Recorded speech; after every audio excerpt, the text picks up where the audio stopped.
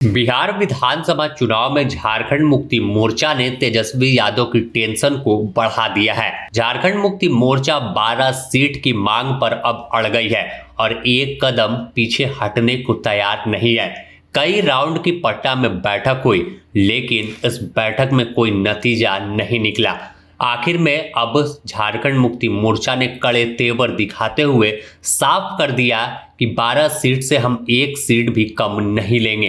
इसके लिए क्यों ना अकेले चुनावी मैदान में उतरना पड़े, और साथ ही चेतावनी दे डाले कि इसका परिणाम झारखंड में भी सही नहीं होगा अगर उन्हें नजरअंदाज किया जाता है। हेमंत सोरेन राज्य के ही नहीं अब देश में अपनी पहचान बना चुके हैं और आदिवासियों के सबसे बड़े नेता हैं। उनका जादू पूरे चुनाव में देखा गया, जिसके बदौलत पूरे मजबूती के साथ झारखंड में सरकार बनी।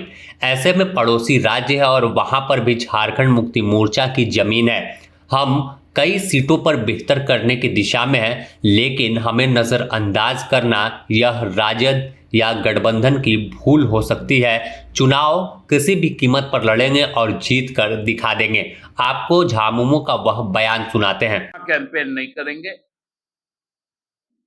उसका कहीं ना कहीं नुकसान महागठबंधन को होगा, जो अप्रत्याशित होगा।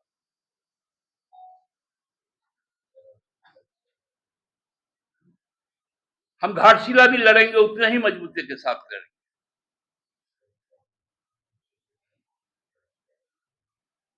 और घाटशिला का भी हम फैसला 15 तारीख को ही करेंगे। बिहार और घाटशिला की लड़ाई को हम लोग चुनौती के तौर पर स्वीकार कर रहे हैं और पूरी मजबूती के साथ बिहार में पार्टी चुनाव लड़ेगी। सम्मानजनक समझौते के तहत जो भी सीटें आएंगी, उसी के तहत हम लोग चुनाव लड़ेंगे। आज इसी बात से आप लोगों को अवगत करवाना था। कोई यदि अलग तरह के आपके पास प्रश्न हो तो साफ तौर पर सीधे आंख दिखाते हुए झारखंड मुक्ति मोर्चा अड़ा हुआ है कि 12 सीट लेंगे, क्योंकि झारखंड में जब विधानसभा चुनाव हुआ था तो हमने सम्मानजनक सीट राजद को दिया था, उन्हें उम्मीद से ज्यादा, और सीएम हेमंत के जरिए तमाम विधायक जीतकर विधानसभा तक भी पहुंच गए।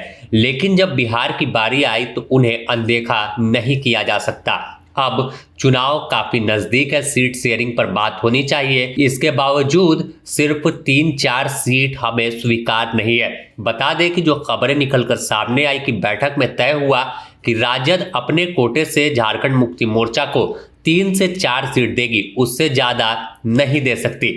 इसके बाद ही मानो झारखंड में भूचाल सा आया और तुरंत प्रेस कॉन्फ्रेंस हो गई और फिर सीधे आंख दिखाया गया कि इससे कम सीट किसी कीमत पर स्वीकार नहीं करेंगे। अब देखना होगा कि आखिर विधानसभा चुनाव के दौरान क्या परिणाम होता है। हेमंत सोरेन को जिस तरह से रैली करने को कयास लगाए जा रहे थे, इंडिया गठबंधन के पक्ष में कई चुनावी सभा करेंगे और झारखंड मुक्ति मोर्चा के साथ साथ कांग्रेस, राजद, सीपीआई और अन्य जो गठबंधन में शामिल दल हैं, उनके लिए पूरी ताकत चुनाव में झोंकेंगे। साथ में कल्पना सोरेन भी हुंकार भरेंगी, क्योंकि झारखंड में कम समय में अपनी देश में पहचान बनाने वाली पहली ऐसी नेत्री बन गई हैं जिनकी दहाड़ सुनकर हर कोई सन्न रह गया था। पीएम मोदी के सभा के बराबर में कल्पना सोरेन के रैली में भीड़ होने लगी थी।